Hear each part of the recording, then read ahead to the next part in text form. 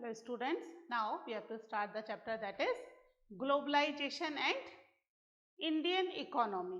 Okay, तो इसमें अभी तक हमने देखा कि गवर्नमेंट जो है it's provide so many facilities to open the MNCs in India, है ना। फॉरेन इन्वेस्टमेंट को अट्रैक्ट करने के लिए काफी सारी फैसिलिटीज प्रोवाइड करती है, जिसकी वजह से क्या होता है, कंपटीशन बढ़ जाता है। ना केवल कंपटीशन बढ़ जाता है बल्कि जो वर्कर्स हैं उनके अंदर भी अनसर्टेनिटी आ जाती है ना। ग्लोबलाइजेशन का फायदा काफी लोगों को मिला है लेकिन सभी लोगों को नहीं मिला है ना। Everyone should not get the benefit of the globalisation. इसमें हम देख रहे हैं कि सबसे ज्यादा सफर कौन कर रहे हैं, वर्कर्स। ठीक है, तो हम आज इसी के बारे में बात करेंगे।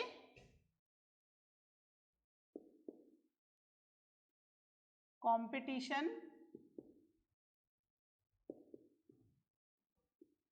एंड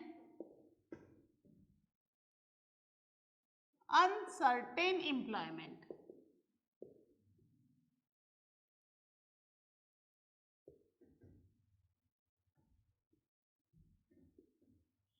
ठीक है, क्या हो रहा है आजकल, लगातार क्या हो रहा है, कंपटीशन बढ़ रहा है और एम्प्लॉयमेंट कैसा हो गया है, uncertain.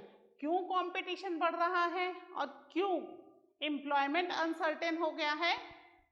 Just because of the globalisation, है ना। गवर्नमेंट ने ग्लोबलाइजेशन या कह सकते हैं कि फॉरेन इन्वेस्टमेंट को अट्रैक्ट करना है और उन्हें फैसिलिटीज देनी है। और फिर WTO, वर्ल्ड ट्रेड ऑर्गेनाइजेशन, इसके साथ भी कुछ ऐसे एग्रीमेंट हो जाते हैं because of the member of the country, sorry WTO, her country को वो एग्रीमेंट्स या वो रूल्स रेगुलेशंस एक्सेप्ट करने पड़ते हैं, मानने पड़ते हैं। इसकी वजह से कई बार क्या हो रहा है कि गवर्नमेंट के इन रूल्स की वजह से वर्कर्स जो हैं वो काफी सफर कर रहे हैं। ना तो उनका एम्प्लॉयमेंट फिक्स रहा है, प्लस उनके वेजेस भी पहले के कंपैरेटिवली लो होते चले जा रहे हैं। इसको हम एक एग्जाम्पल से और देखेंगे। पहले हम इसके कुछ पॉइंट्स लिख लेते हैं जिससे कि हमें वो एग्जाम्पल और भी ज्यादा जल्दी समझ में आ जाएगा, है ना। तो जो ग्लोबलाइजेशन है वो क्या कर रहा है,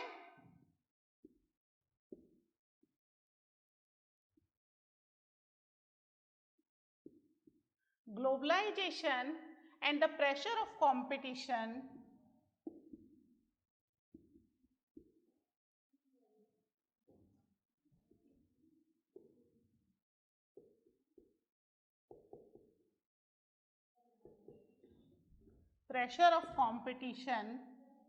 have substantially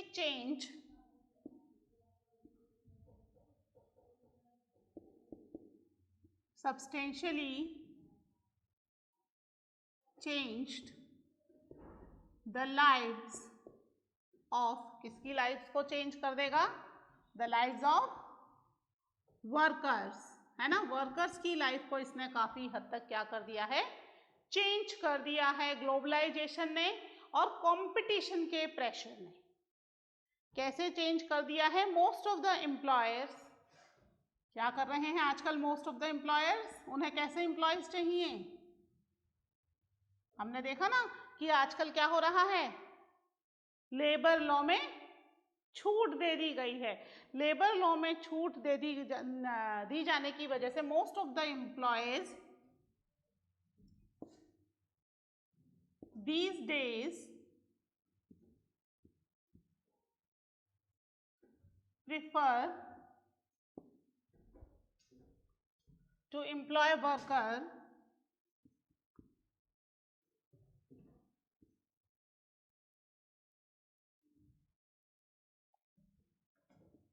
on contract basis। ठीक है, कॉन्ट्रैक्ट बेसिस मतलब जितने टाइम का काम है उतने टाइम का कॉन्ट्रैक्ट है ना। अगर मेरे पास जो काम मिला है वो मेरा 4 महीने में खत्म हो जाएगा तो ये कॉन्ट्रैक्ट 4 महीने में खत्म। अगर मुझे जो काम मिला है, आई एम एन MNC, ठीक है, तो अब जो काम मिला है उसके हिसाब से क्या हो रहा है, वो कॉन्ट्रैक्ट बेसिस पर एम्प्लॉयज को रखना चाहते हैं, परमानेंट एम्प्लॉयमेंट नहीं देना चाहते, है ना। परमानेंट एम्प्लॉयमेंट अगर दिया जा रहा है तो they have to provide some facilities also to them. जो परमानेंट एम्प्लॉयज होते हैं उन्हें कुछ फैसिलिटीज देनी पड़ती है इंडस्ट्रीज को। जो टेम्परेरी एम्प्लॉयज होते हैं या कॉन्ट्रैक्ट बेसिस के एम्प्लॉयज होते हैं उन्हें ये इंडस्ट्रीज कुछ भी फैसिलिटीज नहीं देना चाहती। मीन्स क्या हुआ इसका? This means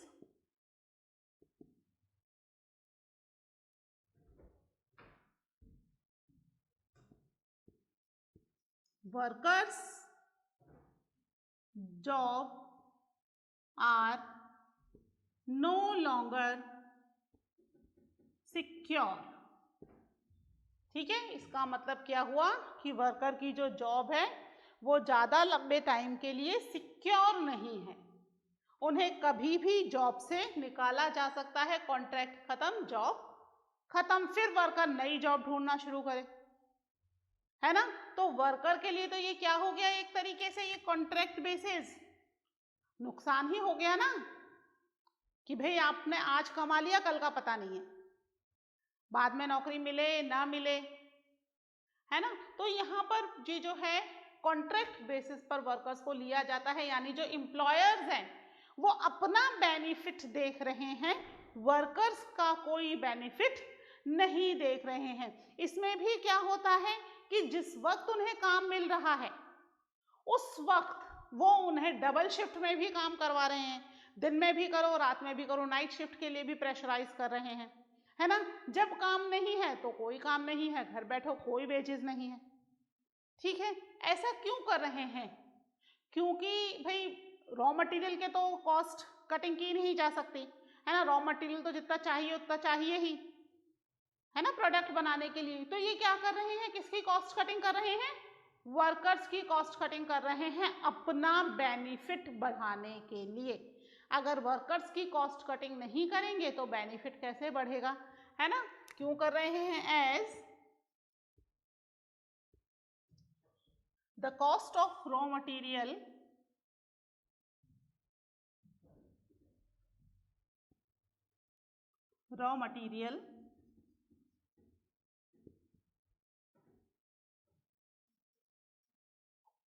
cannot reduce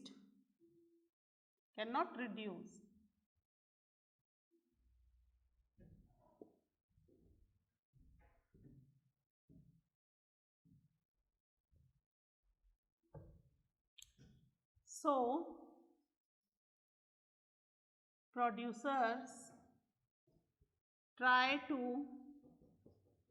cut the cost of workers, है ना। दूसरी तरफ तो वो कहीं कुछ भी नहीं कर पा रहे, मटेरियल की कॉस्ट जो है वो रिड्यूस नहीं हो पा रही, तो किसकी कॉस्ट कटिंग कर रहे हैं? वर्कर्स के वेजेस की कॉस्ट कटिंग कर रहे हैं। उन्हें लग रहा है कि वर्कर्स को वेजेस कम दें तो हम ज़्यादा बेनिफिट बना पाएंगे। ठीक है, इस तरीके से प्रोड्यूसर्स क्या कर रहे हैं, अपना बेनिफिट बनाने के लिए, अपने प्रोडक्ट की कीमतें कम रखने के लिए वर्कर्स को परेशान करें, वर्कर्स का हैरेसमेंट हो रहा है। ठीक है, किस तरीके से वर्कर्स का हैरेसमेंट होता है ये अभी हम देखते हैं एक एग्जाम्पल के थ्रू। पहले आप ये पॉइंट्स नोट कर लीजिए।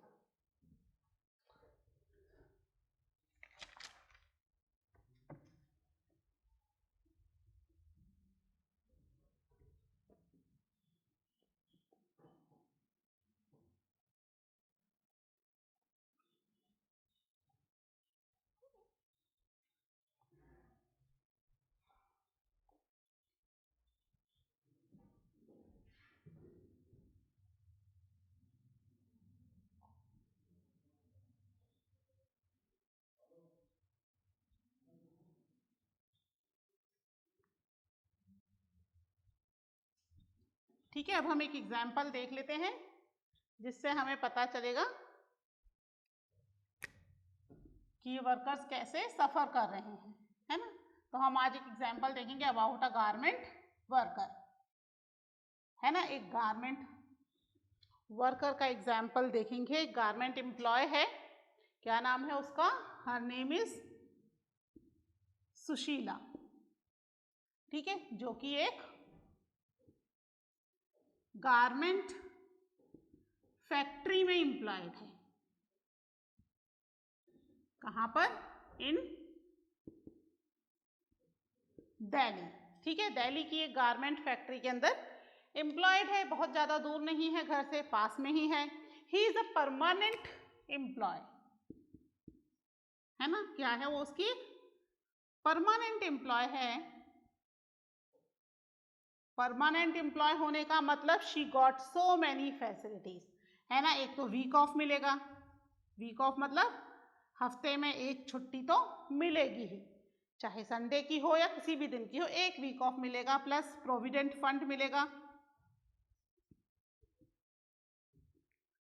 ठीक है। सैलरी फिक्स है, सैलरी फिक्स है, ओवर टाइम मिलेगा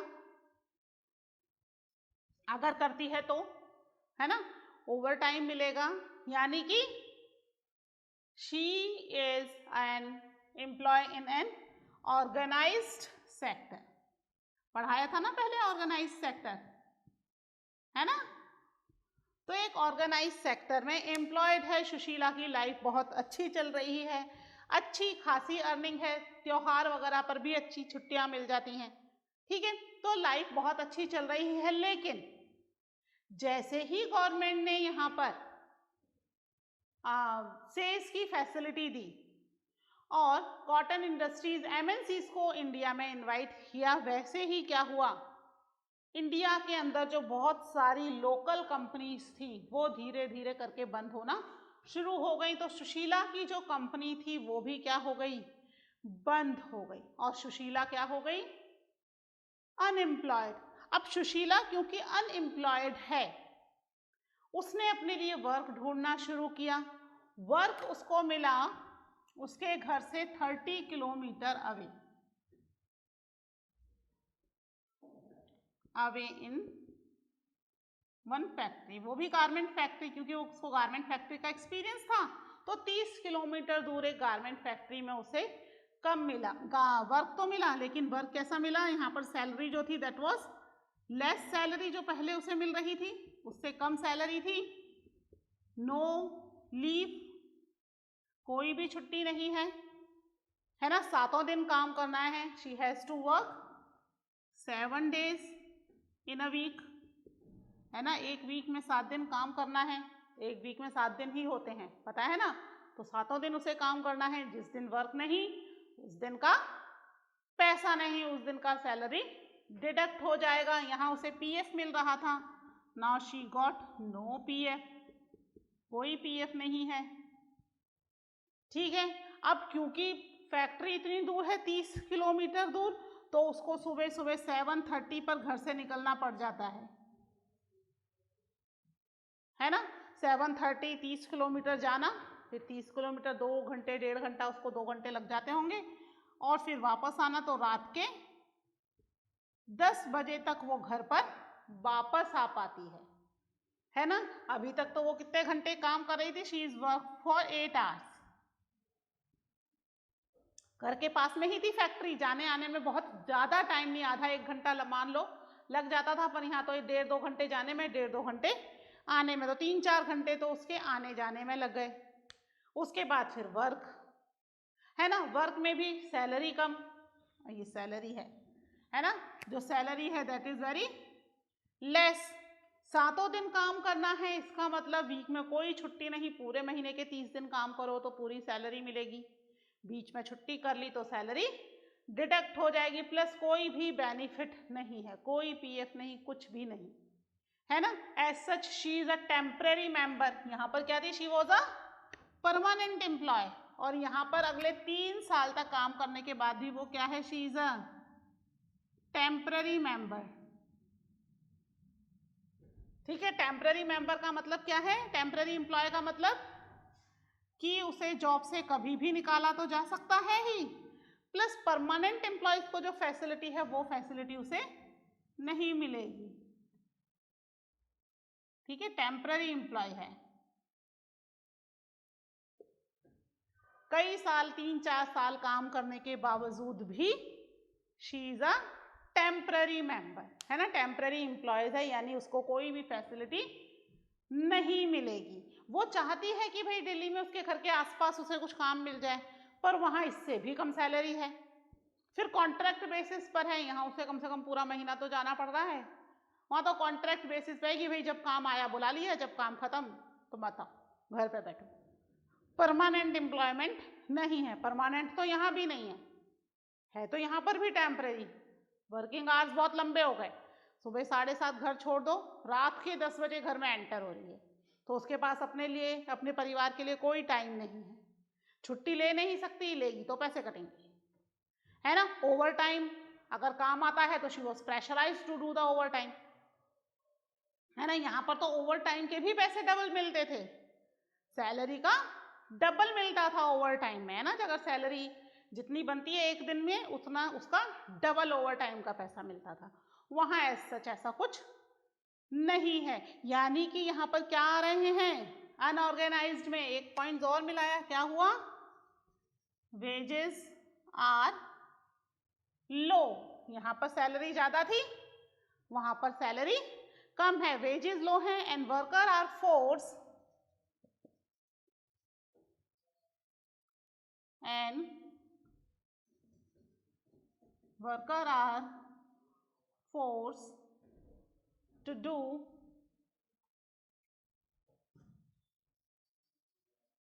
overtime। ठीक है, किस लिए ओवरटाइम,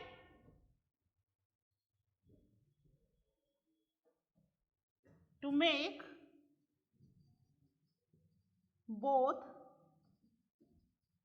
एंड मी, है ना। लास्ट में जो टाइम पर काम देना है वो काम कंप्लीट करने के लिए उन्हें वर्कर्स को फोर्स भी किया जाता है। अब इतने घंटे के काम के बाद अगर सुशीला को बोला जाए भाई अब आप ओवर टाइम भी करो, तो फिर वो घर कब आएगी, रात को 10 तो अभी बज रही है ना रात को घर आने में। अगर मान लीजिए उसने यहाँ पर 4 घंटे और ओवर टाइम कर लिया, तो घर कितने बजे पहुँचेगी, कब घर पहुँचेगी, कब सोएगी, कब सुबह उठ के नहाएगी धोएगी तैयार होएगी और फैक्ट्री के लिए निकलेगी, है ना। प्लस कर लो, रात के 10 बजे में 4 घंटे और अगर ओवर टाइम करती है तो रात को 2 बजे घर पहुँचेगी, फिर सुबह कैसे जाएगी। बट क्योंकि अगर फैक्ट्री में काम ज़्यादा आ गया तो देन फैक्ट्री प्रोडक्ट जो मैनेजमेंट है दे प्रेशराइज देम कि भाई हमें काम कंप्लीट करके टाइम पर देना है, ओवर टाइम तो करना ही पड़ेगा, ये भी फोर्स किया जाता है। तो यहाँ पर फर्क हो गया ऑर्गेनाइज्ड और अनऑर्गेनाइज्ड का, पढ़ा था ना हमने पहले ऑर्गेनाइज्ड और unorganised sector, do you remember. Organised में वर्किंग आवर्स फिक्स थे, सैलरी फिक्स थी, टाइमिंग फिक्स थे, है ना, फैसिलिटीज थी, मेडिकल फैसिलिटीज थी, छुट्टियां मिल रही थी, लीव्स मिल रही थी, सब कुछ मिल रहा था। अनऑर्गेनाइज्ड में कुछ भी नहीं था, ना टाइम फिक्स है, ना सैलरी फिक्स है, ना आपको छुट्टियां मिलेंगी, कुछ भी नहीं मिलेगा। तो यहाँ पर ऑर्गेनाइज्ड और अनऑर्गेनाइज्ड का डिफरेंस आ गया। शीला पहले ऑर्गेनाइज्ड में थी, अब अनऑर्गेनाइज्ड में आ गई। क्यों आ गई, due to the MNCs, MNCs आ गई हैं, वो इतना कम प्राइस में प्रोडक्शन करके दे रही हैं कि जो पुरानी इंडस्ट्रीज थी they are unable to survive, competition नहीं झेल पा रही, तो या तो बंद हो रही हैं, और क्योंकि वो बंद हो रही है तो एम्प्लॉयमेंट क्या हो गया, दैट इज अनसर्टेन। लोग, सुशीला को लग रहा था आराम से जिंदगी गुजर जाएगी, परमानेंट एम्प्लॉय हूँ, यहाँ से रिटायर हो जाऊंगी, बट फैक्ट्री बंद हो गई। वहां का काम तो वो मजबूरी है कमाने की, अर्न करना is necessary to live the life properly, है ना, तो उसको मजबूरी में वहां पर काम करना पड़ रहा है। ठीक है, तो ये जो है because of the facilities provided to the MNCs, कौन सबसे ज्यादा सफर कर रहा है, सबसे ज्यादा सफर कर रहे हैं वर्कर्स। ग्लोबलाइजेशन जो है that is not fair for everyone. क्यों नहीं है फेयर सबके लिए, देखते हैं इसको। ठीक है, इसको रब कर दूं मैं एक बार।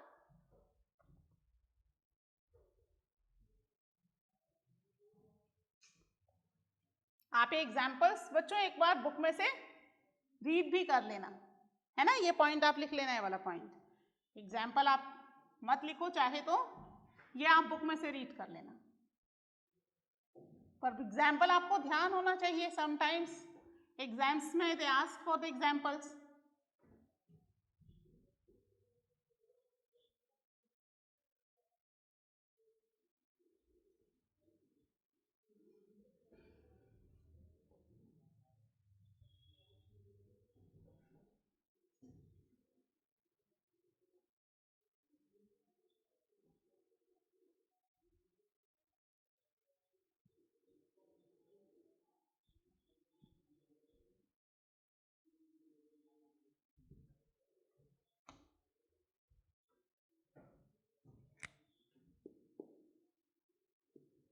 The struggle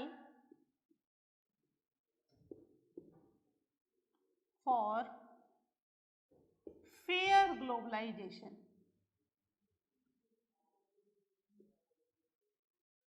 है ना, ग्लोबलाइजेशन सबके लिए फेयर नहीं है, सबको इक्वल अपॉर्चुनिटीज नहीं दे रहा है। हम देख रहे हैं ना कि जो ग्लोबलाइजेशन है इससे काफ़ी फैसिलिटीज़ मिल रही हैं, काफ़ी तरक्की हो रही है, सारा सामान हमें हमारे आसपास के एरिया में मिल रहा है, either it is national brand और इंटरनेशनल ब्रांड, है ना। लेकिन इससे नुकसान किसको हो रहा है? इससे सबसे ज़्यादा नुकसान हो रहा है वर्कर्स को, स्मॉल प्रोड्यूसर्स को। दे कैन नॉट कम्पीट, है ना, जॉब की अनसर्टेनिटी बढ़ गई। तो यहाँ पर ग्लोबलाइजेशन के हमने कुछ बेनिफिट्स तो देखे थे, बट ग्लोबलाइजेशन के कुछ नुकसान भी हैं, और ये नुकसान अगर खत्म करने हैं तो क्या करना पड़ेगा? We have to struggle for a fair globalisation. ये जो WTO रूल्स रेगुलेशंस बना रही है ना, वो क्या है? That is in favour of the developed nation. Developed nation तो क्योंकि वो डेवलप्ड है तो they can expand a lot of money to their population. हमने देखा था ना, एग्रीकल्चर पे they provide a huge sum of subsidy, है ना। तो दूसरी कंट्री के जो फार्मर्स हैं वो सफ़र कर रहे हैं वहाँ की एग्रीकल्चर प्रोडक्ट्स की प्राइस की वजह से। तो ये जो ग्लोबलाइजेशन है, it is not fair for everyone, सबको बराबर का चांस नहीं दे रहा है। काफ़ी लोग ऐसे हैं जो कि इस ग्लोबलाइजेशन की वजह से सफ़र कर रहे हैं। ठीक है, देख लेते हैं।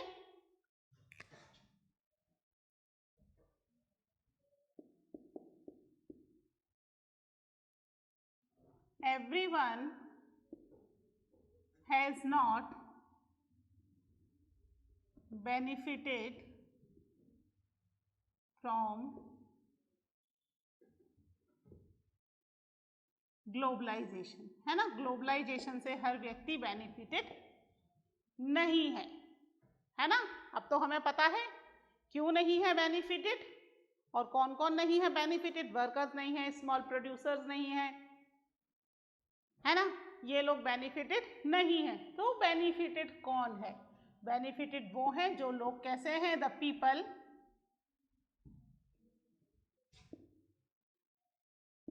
with education, skills and wealth। ठीक है, एजुकेशन, स्किल्स एंड वेल्थ सब कुछ है जिनके पास, हैव मेड द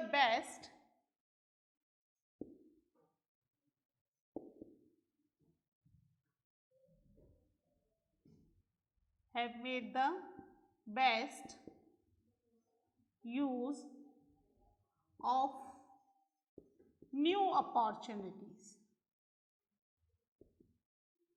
है ना। जो बेनिफिटेड कौन हो रहे हैं? दोज हु आर एजुकेशन है, जिनके पास स्किल्स है, प्लस जिनके पास वेल्थ भी है, वही यहाँ पर ग्लोबलाइजेशन से बेनिफिटेड हो रहे हैं, उसका फायदा उठा पा रहे हैं। जो एजुकेटेड नहीं है, स्किलफुल नहीं है, प्लस वेल्थ भी नहीं है, वो लोग यहाँ पर ग्लोबलाइजेशन का फायदा नहीं उठा रहे हैं। तो फिर फेयर ग्लोबलाइजेशन कैसे होगा? है ना, फेयर ग्लोबलाइजेशन तब होगा जब सबको इक्वल अपॉर्चुनिटी मिले, है ना, सबको इक्वल बेनिफिट मिले।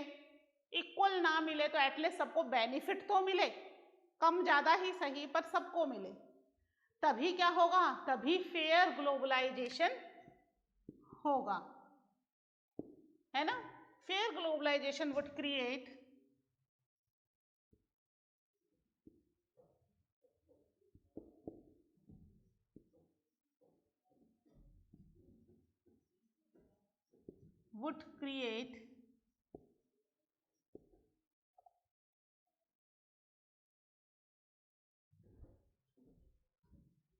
equal opportunity for all.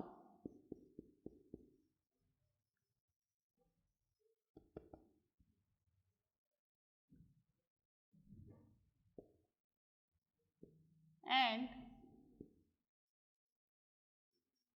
ensure that the benefit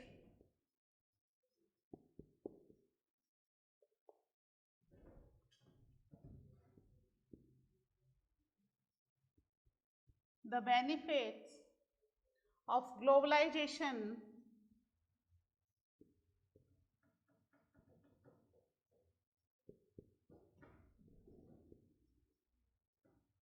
shared better, है ना, सही तरीके से उसका बेनिफिट जो है वो भी शेयर किया जाएगा। अब ये सब करने के लिए काम कौन करेगा भाई, आप और हम तो कर नहीं सकते, कौन करेगा, that government has to do it. Government इस चीज को करे कि WTO द्वारा बनाए गए जो रूल्स रेगुलेशंस हैं वो सभी रूल्स रेगुलेशन ना मानकर केवल वही रूल्स रेगुलेशंस माने जो कि अपनी कंट्री के लिए बेनिफिटेड हो।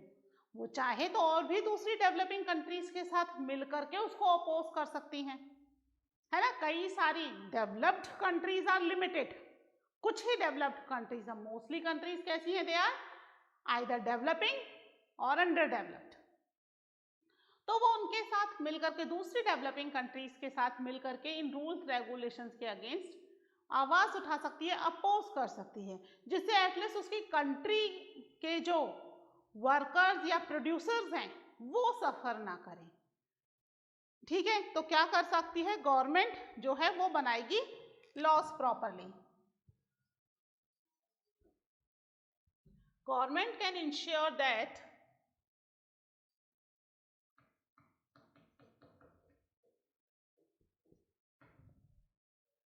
labor laws are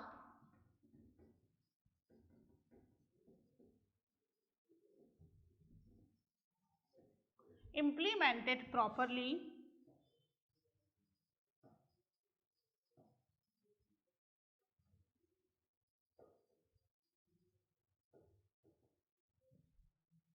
and workers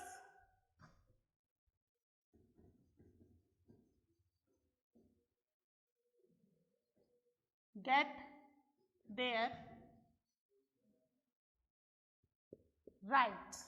ठीक है, वर्कर्स को भी उनका राइट मिले, उन्हें पूरे साल एम्प्लॉयमेंट मिले, बेनिफिट मिले, है ना, प्रोविडेंट फंड का है, मेडिकल फैसिलिटीज हैं, लीव्स हैं, इन चीजों का बेनिफिट मिले। और इसके लिए क्या किया जा सकता है, that government has to do some special laws to protect their benefits. जरूरी नहीं कि WTO के अकॉर्डिंग ही काम किया जाए, है ना, WTO के साथ मिल करके या उसको अपने अकॉर्डिंग रूल्स रेगुलेशन बनाने के लिए प्रेशराइज भी किया जा सकता है with the help of other developing countries. तो यहाँ गवर्नमेंट जो है वो इस तरीके से अपनी कंट्री के प्रोड्यूसर्स और वर्कर्स के राइट्स को प्रोटेक्ट कर सकती है और उन्हें सेफ फील करवा सकती है कि भाई कंट्री के अंदर जितने भी वर्कर्स प्रोड्यूसर्स हैं वो प्रॉपरली वर्क कर सकें और अपना बेनिफिट बना सकें। ठीक है, तभी क्या होगा, फेयर ग्लोबलाइजेशन होगा। अदरवाइज ग्लोबलाइजेशन फेयर ना होकर के it will provide the benefit to the few members and दूसरों के लिए तो क्या हो गया, ये एक पनिशमेंट ही हो गया। ना जॉब प्रॉपरली मिल रही है, ना वेजेस प्रॉपरली मिल रहे हैं, लिविंग स्टैंडर्ड बिल्कुल खत्म हो गया, फैसिलिटीज खत्म हो गई, ऑर्गेनाइज्ड सेक्टर ना होकर they will work into the unorganised sector. ठीक है, चैप्टर कंप्लीट हो गया। Now we will meet in the new chapter with the in the new lecture. Till then, take care. Bye.